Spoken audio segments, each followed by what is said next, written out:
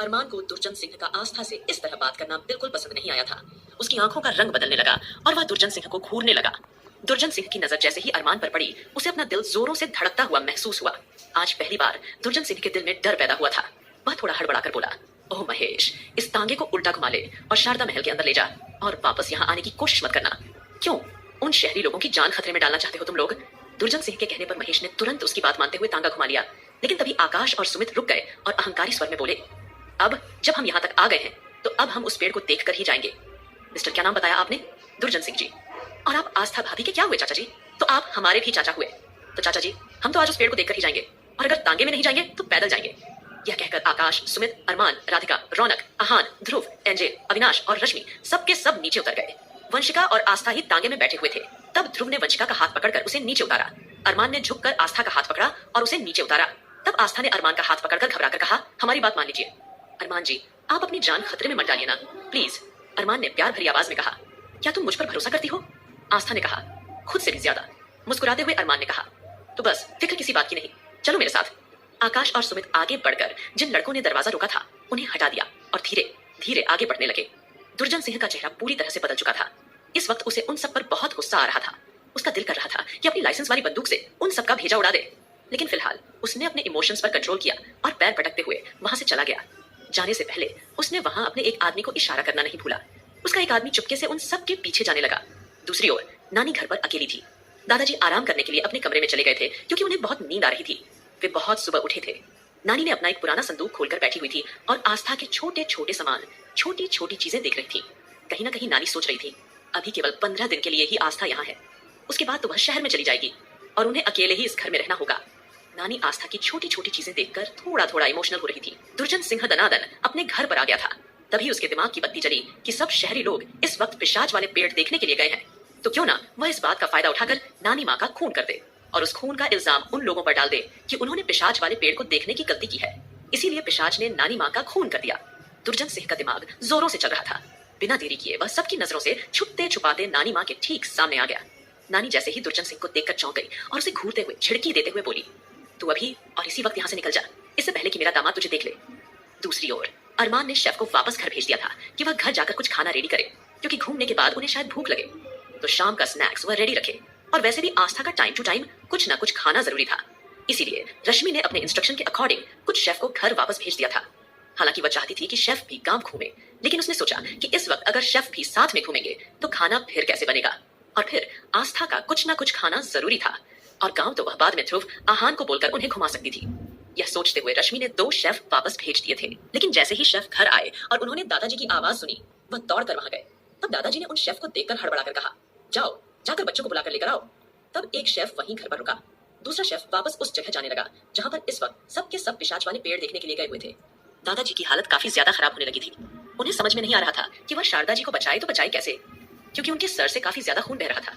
दूसरी ओर जल्दी ही वह सब लोग उस पेड़ की तरफ बढ़ने लगे, और जैसे ही वह उस पेड़ के करीब पहुंचे तभी उन्हें पीछे से किसी की जोरदार चीख सुनी। वह चीख किसी और की नहीं बल्कि उसी शेफ की थी जिसे दादाजी ने उन लोगों को इन्फॉर्म करने के लिए भेजा था। जैसे ही वह शेफ वहां आया, रश्मि ने उसे हैरानी से पूछा, आप यहाँ वापस क्यों आ गए हैं, क्या हुआ है? वह शेफ घबराते हुए बोला, दादाजी आप लोगों को घर बुला रहे हैं, नानी माँ को खून निकल रहा है। उसने केवल इतना ही बताया था। आस्था की आंखें हैरानी से फैल गई थी। अरमान, ध्रुव, आहान, आकाश, रोहित, अविनाश, एंजेल सभी ने एक दूसरे की ओर देखा और सभी दौड़कर बिना पिशाच वाला पेड़ देखे वहां से जाने लगे। वह आदमी जिसे दुर्जन सिंह ने उन लोगों के पीछे लगाया था मुस्कुराने लगा। जल्दी ही फोन करके उसने यह इन्फॉर्मेशन दुर्जन सिंह को दे दी कि वह लोग पिशाच वाले पेड़ तक नहीं पहुंच पाए। दुर्जन सिंह मुस्कुराने लगा कि चलो एक काम तो अच्छा हुआ। अब दुर्जन सिंह चाहता था कि जल्दी ही नानी माँ की मौत की खबर मिले और यह बात पूरे गांव में फैल जाए कि इन शहरी लोगों ने गांव का रूल तोड़ा है, पिशाच वाले पेड़ की तरफ गए हैं, इसीलिए नानी माँ पर हमला हुआ है। जैसे ही वह लोग वहां पहुंचे और नानी माँ को खून से लथपथ हालत में देखा, आस्था जोरों से चीख मारकर बेहोश हो गई। अरमान ने उसे अपनी मजबूत बाहों में थाम लिया और ध्रुव की ओर इशारा किया। ध्रुव और रश्मि दोनों ही नानी माँ के पास जाने लगे क्योंकि वह खुद बड़े डॉक्टर थे। वंशिका हैरानी से ध्रुव को देख रही थी। जिस तरह से ध्रुव नानी माँ को ट्रीटमेंट दे रहा था, साथ ही साथ रश्मि जिस तरह से ध्रुव का साथ दे रही थी, वंशिका को हैरानी हुई। वंशिका खुद मेडिकल की स्टूडेंट थी और फर्स्ट एड देना वह भी जानती थी। लेकिन जिस साफ तरीके से ध्रुव और रश्मि काम कर रहे थे, वंशिका को उनकी पहचान को लेकर कुछ हैरानी हुई। उसने रौनक से इशारों में पूछ लिया था कि क्या ये दोनों डॉक्टर हैं? मुझे लगता है कि हमें नानी माँ को किसी बड़े अस्पताल में लेकर जाना चाहिए। लेकिन तभी रौनक बोली, उसकी कोई जरूरत नहीं है। रश्मि दीदी है ना, ये बहुत बड़ी डॉक्टर है, बहुत बड़े अस्पताल में काम करती है, और ये ध्रुव, इन्हें कौन नहीं जानता, ये तो दी ग्रेट फेमस सर्जन है, ध्रुव मल्होत्रा। रौनक के कम शब्दों में ध्रुव का इंट्रोडक्शन देने पर वंशिका की आंखें हैरानी से फैल गई थीं। ध्रुव के बारे में वह अच्छी तरह से जानती थी। मेडिकल लाइन में जो कोई भी था वह ध्रुव का नाम अच्छी तरह से जानता था। ध्रुव की मिसाल देकर उन्हें पढ़ाया जाता था। लेकिन आज ध्रुव को अपने सामने देखने के बाद वंशिका को यकीन ही नहीं हो रहा था कि यह वही ध्रुव हो सकता है जिससे मिलने में लोगों को महीना लग जाते हैं। जल्दी ही ध्रुव और रश्मि ने नानी माँ को अच्छी तरह से ट्रीटमेंट दे दिया था। लेकिन इस वक्त नानी माँ पूरी तरह से बेहोश थी। राधिका और रौनक आस्था को पूरी तरह से संभालने की कोशिश कर रही थी। हालांकि अरमान ने उसे होल्ड करके रखा हुआ था, लेकिन वह इस तरह से आस्था को अकेला नहीं छोड़ सकते थे, तो इसीलिए अरमान ने आस्था को एक तरफ बिठाया था। राधिका और रौनक आस्था के हाथ पैर मसलने लगी थीं। तभी रश्मि वहां आई और बोली, आस्था को क्या हुआ है? अचानक से ये फेंट क्यों हो गई? अरमान ने रश्मि को बताया कि नानी माँ की हालत देखकर आस्था फेंट हो गई। तब जल्दी ही रश्मि ने आस्था को भी एक इंजेक्शन दे दिया। अरमान अपनी आंखों में तूफान समेटे हुए आस्था को बेहोश पड़े हुए देख रहा था। आस्था का इस तरह से बीमार होना उसके और उसके बच्चे के लिए किसी भी लिहाज से ठीक नहीं था। अब अरमान को इतना उदास और सहमे चेहरे के साथ देखकर वंशिका को काफी ज्यादा हैरानी हुई, क्योंकि अरमान सिंघानिया के बारे में वह बचपन से ही रिसर्च करती हुई आ रही थी कि वह कब क्या कर सकता है और अरमान सिंघानिया कितना ज्यादा बेरहम इंसान है। ये बात वंशिका अच्छी तरह से जानती थी। अरमान सिंघानिया ने कितने ही क्रिमिनल्स को इतनी भयानक सजा दी थी जिसे सुनकर अच्छे अच्छे लोगों की रूह तक कांप जाती थी। आज अरमान सिंघानिया अपनी बेहोश पड़ी बीवी को देखकर इस तरह से उदास था, तो यह बात वंशिका को काफी हद तक चौंका रही थी। फिलहाल वंशिका मन ही मन में सोच रही थी, तो मुझे तो लगा था कि मिस्टर अरमान सिंघानिया की इस पूरी दुनिया में कोई कमजोरी नहीं है, लेकिन ऐसा नहीं है। अरमान सिंघानिया को साफ देखकर पता चल रहा है कि उसकी बीवी और उसका होने वाला बच्चा इस दुनिया में उसकी सबसे बड़ी कमजोरी बनने वाले हैं, और अगर ऐसा हो गया तो अरमान सिंघानिया को मिटाना कोई ज्यादा मुश्किल काम नहीं होगा। और वंशिका लगातार अरमान को देखकर सोचती जा रही थी। तभी रौनक वंशिका को खोया खोया देखकर तुरंत उसका हाथ हिलाते हुए बोली, क्या बात है वंशिका, तुम ठीक तो हो ना? तब रौनक की बात सुनकर वंशिका अपनी सेंस में वापस आई और अरमान को एक सरसरी नजर देखकर ध्रुव की ओर देखकर बोली, तुम जानती हो, मैं मिस्टर ध्रुव मल्होत्रा की काफी बड़ी फैन हूँ।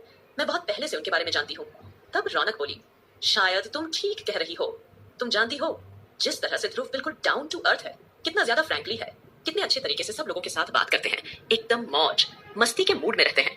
मैंने भी कभी नहीं सोचा था कि ये कोई और नहीं बल्कि आज फेमस सर्जन ध्रुव मल्होत्रा होंगे। जितने शौक तुम हो उतनी शौक मैं भी थी जब मुझे पहली बार पता चला था। रौनक की बात उस वक्त वहां पर आहान भी खड़ा खड़ा सुन रहा था और ध्रुव की तारीफ सुनकर न जाने क्यों, लेकिन आहान को कुछ खास अच्छा नहीं लग रहा था। फिलहाल उसने गहरी सांस ली और जल्दी से अरमान के पास आया और बोला था, भाई मुझे लगता है कि हमें भाभी को वापस शहर लेकर चलना चाहिए। बस जितना घूमना था हमने घूम लिया, अब हम वापस से शहर चलते हैं। अब जैसे ही आहान ने यह बोला, तुरंत दादाजी बोल पड़े थे, यह कैसी बातें कर रहा है बेटा तू? भला ऐसे कैसे हो सकता है? अरे शारदा जी की ऐसी हालत है और तू क्या सोचता है कि ऐसी हालत में क्या शारदा जी को यहाँ से कहीं शहर लेकर जाएंगे? नहीं नहीं, और वैसे भी ध्रुव बेटा और रश्मि बेटी है ना, वो सब संभाल लेंगे। और एक बार शारदा बहन जी को होश आ जाए, वो ठीक हो जाए, उसके बाद हम उन्हें भी साथ लेकर ही शहर जाएंगे। जैसे ही दादाजी ने यह बोला, आहान तुरंत दादाजी से कहकर बोला था, मैं भी यही कहना चाहता हूँ दादी, मैं दादी माँ के बिना वापस जाना नहीं चाहता हूँ। हम नानी माँ को भी अपने साथ वापस लेकर जाएंगे, चाहे वो कितना भी मना क्यों ना करें। जैसे ही आहान ने बच्चों के जैसे जिद करते हुए यह कहा, रौनक आहान को देखने लगी थी। वही आकाश और सुमित हैरानी से नानी माँ की हालत देख रहे थे और बोले थे, आखिरकार यह सब हो कैसे गया? दादाजी, क्या आपको कुछ याद है? क्या आपने किसी लोगों को देखा है जिसने नानी माँ पर हमला किया हो? तब दादाजी तुरंत ही दुखी स्वर में बोले थे, इसी बात का तो दुख है बेटा। हम लास्ट टाइम एक साथ बैठकर यहाँ बातें कर रहे थे और अचानक से मुझे बहन जी की चीखने चिल्लाने की आवाज सुनाई दी थी, और जैसे मैं यहाँ पर आया मैंने देखा ये खून से लथपथ यहाँ पड़ी हुई है। वो तो अच्छा हुआ कि इस वक्त ध्रुव यहाँ आ गया और मैंने आप लोगों को बुलवा के लिए भेज दिया। जैसे ही दादाजी ने थोड़ा उदास होकर यह कहा, आकाश और सुमित सच में पड़ गए थे और साथ ही साथ वो गहरी नजरों से अरमान की ओर देखने लगे थे। ऐसा लग रहा था मानो कि वो अरमान के किसी न किसी ऑर्डर का इंतजार कर रहे हों। वही वंशिका को भी नानी माँ की हालत देखकर काफी ज्यादा तरस आ रहा था। वंशिका एक प्योर गोल्ड हार्टेड लड़की थी। उसकी दुश्मनी सिर्फ और सिर्फ अरमान से थी, उसका किसी और से कोई लेना देना नहीं था। फिलहाल रश्मि ने अरमान की ओर देखा था, जो कि अभी भी आस्था को अपनी गोद में लिए बैठा हुआ था। तब रश्मि अरमान की ओर देखकर बोली, अरमान मुझे लगता है कि तुम्हें आस्था को दूसरे कमरे में ले जाकर लिटा देना चाहिए। इस वक्त उसे आराम की सख्त जरूरत है और जो मैंने उसे इंजेक्शन दिया है उसके अकॉर्डिंग वो अभी 1 से 2 घंटे तक होश में नहीं आने वाली है। जैसे ही रश्मि ने यह कहा, अरमान ने गहरी नजरों से आकाश और सुमित की ओर देखा और फिर जल्दी ही अरमान ने आस्था को अपनी गोद में उठा लिया था और उसके खूबसूरत से चेहरे की ओर देखा हुआ जल्दी उसे कमरे में लिटा दिया। अरमान के आस्था के जाने के बाद सभी लोग मायूस से एक तरफ खड़े हुए थे। सभी की आंखें उस वक्त पूरी तरह से उदास थी, क्योंकि नानी माँ से सब लोग बहुत ही ज्यादा अटैच हो गए थे और जिस तरह से नानी माँ की जान पर खतरा बनता था तो सब लोगों को ऐसा लगने लगा था मानो कि उनके ही शरीर के किसी हिस्से पर वार कर दिया गया हो और सब एक दूसरे की ओर अजीब सी नजरों से देखने लगे थे। लेकिन तभी आगे की स्टोरी जानने के लिए सुनते रहिए पॉकेट एफएम दोस्तों, आज का ये एपिसोड कहानी का आखिरी फ्री एपिसोड है और ऑनेस्टली अरमान ने रश्मि को बताया, नानी माँ की हालत देखकर आस्था बेहोश हो गई। तब रश्मि ने आस्था को जल्दी ही एक इंजेक्शन दे दिया था, जिससे थोड़ी देर बाद आस्था को भी होश आ गया। और होश में आते ही आस्था ने नानी माँ के बारे में पूछा। एक पल के लिए रश्मि आस्था को और नानी माँ की कंडीशन बताने के बारे में सोचती रह गई थी, क्योंकि वह अच्छी तरह से जानती थी कि इस वक्त आस्था काफी ज्यादा क्रिटिकल सिचुएशन से गुजर रही है, और अगर इस तरह से नानी माँ की बीमारी के बारे में उसे पता चल गया तो उसे पर काफी ज्यादा बुरा असर पड़ सकता है। यहाँ बात आस्था की नहीं, साथ साथ उसके पेट में पल रहे बच्चे की भी थी।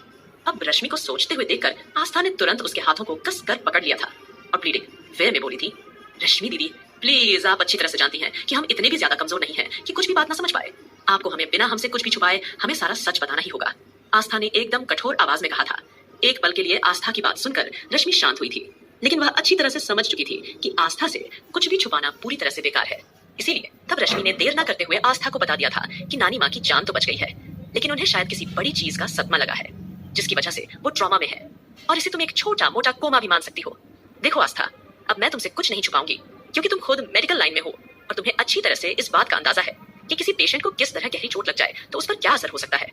मैं तुम्हें बताना चाहती हूँ कि नानी माँ बिल्कुल ठीक है, उनकी जान बच गई है, लेकिन वह कोमा में है। जैसे ही रश्मि ने यह कहा, आस्था फूट फूट कर रोना शुरू करती थी और अरमान उसे संभालने लगा। वहीं अरमान ने दादाजी की ओर देखा। दादाजी जो काफी ज्यादा परेशान नजर आ रहे थे। तब अरमान ने उनसे पूछा कि अचानक से यह सब कैसे हुआ, क्या हुआ। तब दादाजी ने बताया कि वो अपने कमरे में थे। अचानक उन्हें शारदा बहन जी की आवाज आई, और जब वह वहां आए उन्होंने देखा कि वो खून से लथपथ वहां पड़ी हुई है, और उनके अलावा कमरे में कोई नहीं था। एक बार फिर अरमान के पूछने पर दादाजी ने जो भी बात थी सारी जो की तो कह दी थी। अब अरमान दादाजी की बात सुनकर कुछ सोच में पड़ गया था। तब आस्था रोते रोते बोली, हमने आप सबको मना भी किया था कि पिशाच वाले पेड़ के पास मत जाइए। देखा आपने, उस पिशाच ने यह क्या कर दिया, वरना कौन नानी माँ पर हमला करेगा। वो पिशाच ऐसे ही कर सकता है। हम आप लोगों को कितना समझाने की कोशिश कर रहे थे, लेकिन आप लोग तो हमारी बातों को पूरी तरह से नजरअंदाज करते हैं। आप लोगों को लगता है कि हम तो बेवकूफ है, गांव के गवार है, जो इस तरह की उल्टी सीधी बातें करते हैं। अरे हमने आपसे बताया था कि हम बचपन से लेकर आज तक हम उस पिशाच के बारे में सुनते हुए आए हैं। जिसने भी उसे के बारे में जानने की सोचने की कोशिश की है, या तो उसका नाम और निशान इस गांव से मिट गया, या वह इस दुनिया को छोड़कर चला गया। शुरू से ऐसा ही होते हुए आया है, लेकिन आप लोगों ने हमारी एक भी बात नहीं मानी। ये कहते हुए आस्था रोने लगी थी। वहीं आस्था की मनगढ़ंत और अंधविश्वास वाली बात सुनकर सब पूरी तरह से चौंक गए थे। वहीं आहान की आंखों में आंसू थे, क्योंकि नानी माँ से उसे कुछ ज्यादा ही अटैचमेंट थी। सभी लोग नानी माँ की हालत को लेकर काफी ज्यादा उदास थे, क्योंकि बहुत कम समय में सभी लोग नानी माँ के बेहद करीब हो गए थे। वेल, जो रश्मि ने बोला यही बात ध्रुव ने भी सबको बता दी थी। साथ साथ बोला कि वह अपनी पूरी जान लगा देगा नानी माँ को बचाने में और जल्द से जल्द ठीक करने में। तो सभी लोगों को थोड़ी बहुत राहत मिली। वेल, वहीं दूसरी ओर सब दुर्जन सिंह को जैसे ही इस बात के बारे में पता चला कि उन शहरी लोगों ने नानी माँ को कहीं भी अस्पताल में एडमिट नहीं करवाया है, बल्कि घर पर ही उनका इलाज कर दिया है, तो दुर्जन सिंह थोड़ा सा चौंक गया और उसने अपने कुछ आदमियों को उन शहरी लोगों के बारे में जानकारी लेने के लिए शहर में भेज दिया था कि पता लगाएं आखिरकार ये लोग हैं कौन, असल में ये अरमान सिंघानिया कौन है। साथ ही साथ ये भी ध्रुव, रश्मि, जितने भी लोग मौजूद थे उन सब की हिस्ट्री वो निकलवाना चाहता था। इसलिए उसने अपने 2 भरोसेमंद आदमियों को शहर में भेज दिया था, वहीं शारदा महल में, क्योंकि अब रात काफी हो चुकी थी। तो इसीलिए सभी लेडीज को उनके कमरों में भेजने के बाद आकाश, सुमित, आहान, ध्रुव और साथ ही साथ अरमान एक जगह जमा हो गए थे। वह पांचों इस वक्त एक साथ मौजूद थे। अविनाश इस वक्त आस्था के साथ था, क्योंकि आस्था उस वक्त काफी ज्यादा डरी सहमी सी थी। वह नानी माँ की ऐसी हालत नहीं देख सकती थी। उसके रिश्तों के नाम पर उसके पास अगर कोई था तो सिर्फ और सिर्फ नानी माँ ही तो थी, वरना उसकी तो जिंदगी में कोई भी नहीं था। अब अविनाश आस्था को अच्छी तरह से संभाल रहा था। वहीं अरमान इस वक्त उन पांचों के सामने खड़ा हुआ। अरमान का डेविल किंग रूप एक बार फिर निकलकर बाहर आ रहा था। उन चारों को सीरियस लुक देते हुए बोला कि पता लगाओ कि पिशाच के पेड़ की क्या कहानी है। अपने तरीके से इस अंधविश्वास को खत्म करो। पता लगाओ ये कहानी क्या है, और वो आदमी कौन था जो वहां मिला, जिसे आस्था चाचा जी कह रही थी, और नानी माँ पर किसने हमला किया, इस बात के बारे में भी पता लगाओ। तब वह चारों बिल्कुल सीरियस टोन में बोले, आप फिक्र मत कीजिए किंग, काम हो जाएगा। जिस वक्त अरमान डेविल किंग बनकर उन लोगों को ऑर्डर दिया करता था, तब वो लोग उसे किंग कहकर ही पुकारते थे। वहीं दूसरी ओर इस वक्त होटल में एक साथ रुकने के बाद अबीर और साथ ही साथ प्रियंका वहां से निकल चुके थे। ऑलरेडी वह गांव के करीब भी पहुंच चुके थे, लेकिन अब क्योंकि उन्हें शाम हो गई थी और प्रियंका अब जल्दी ही गांव में पहुंच चुकी थी, लेकिन गांव में पहुंचते ही उसे खुसर फुसर की आवाजें आनी शुरू हो गई थी। तब प्रियंका खुद को रोक नहीं पाई। एक जगह कुछ औरतों के पास खड़ी हुई थी। उसने उनसे पूछा कि आखिरकार यहाँ हुआ क्या है, आप सब लोग इस तरह से जमा क्यों हैं, क्या गांव में कुछ हुआ है क्या। वहीं अबीर सिंह राठौड़ भी जानना चाहता था कि इस वक्त गांव में इतनी हलचल सी क्यों है, क्योंकि शारदा जी पर हमला हुआ था। यह बात दुर्जन सिंह के आदमी ने पूरे गांव में फैला दी थी कि पिशाच वाले पेड़ की वजह से शारदा जी पर हमला हुआ है। वहीं प्रियंका ने जैसे ही एक औरत से यह पूछा तो उसने बताया कि यहाँ पर एक शारदा महल है, वहां पर शारदा बहन जी नाम की एक लेडीज रहती है, उन पर कल रात हमला हुआ है। उनके घर में कुछ शहरी लोग भी आए हुए हैं। उन्होंने गांव के उस जगह पर जाने की कोशिश की जिस जगह पर जाना मना है, इसीलिए शारदा जी पर हमला हुआ है। जैसे ही प्रियंका ने यह सुना, वो पूरी तरह से चौंक गई, क्योंकि उसकी माँ ने उसे बताया था कि जिस घर में उसकी दादी यानी कि शारदा जी रहती है, तो उसे घर का नाम शारदा महल था। अब तो प्रियंका को समझने देर नहीं लगी कि जरूर नानी माँ पर हमला हुआ है, और वह चौंक कर अबीर की ओर देखने लगी थी। वहीं अबीर भी गांव वालों औरतों की यह बात सुनकर और जिस घर में शहरी लोग आए हैं वह समझ चुका था कि किस घर की बात हो रही है। अब अबीर और प्रियंका जल्दी ही शारदा महल की तरफ जाने लगे, और जैसे ही प्रियंका पहुंची, सब लोग प्रियंका को देखकर पूरी तरह से चौंक गए थे। वहीं अरमान तो आंखों में खून लिए प्रियंका को देख रहा था।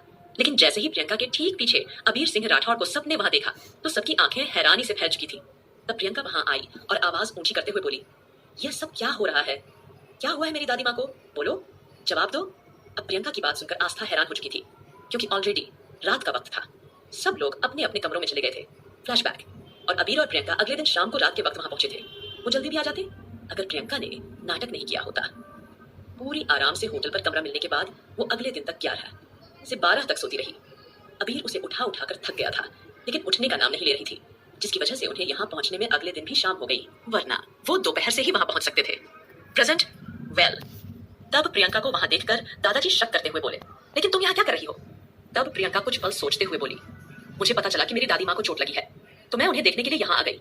अब तो सबके माथे पर पल पड़ गए थे कि नानी माँ को चोट तो अभी थोड़ी देर पहले ही लगी है, तो इतनी जल्दी भला ये दोनों शहर से गांव कैसे आ सकते हैं? तब अबीर प्रियंका की बात करेक्ट करते हुए बोला, वो हम दोनों यहाँ नानी माँ से मिलने के लिए ही आए थे।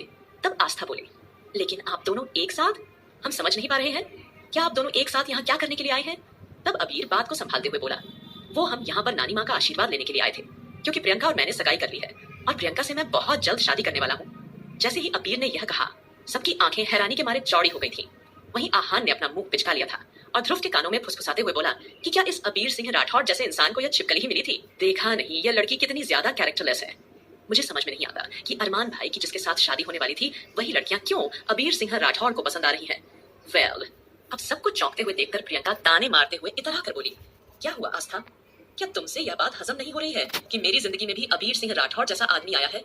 या तुम अबीर को अपने आगे पीछे घुमाना चाहती हो?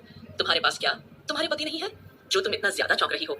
जैसे ही प्रियंका ने इस तरह से टोंट भरी आवाज में आस्था से बात किया, अरमान का पारा बढ़ गया था। आगे बढ़कर इस वक्त प्रियंका का गला दबा देना चाहता था, लेकिन आस्था ने उसका हाथ झट से पकड़ लिया था।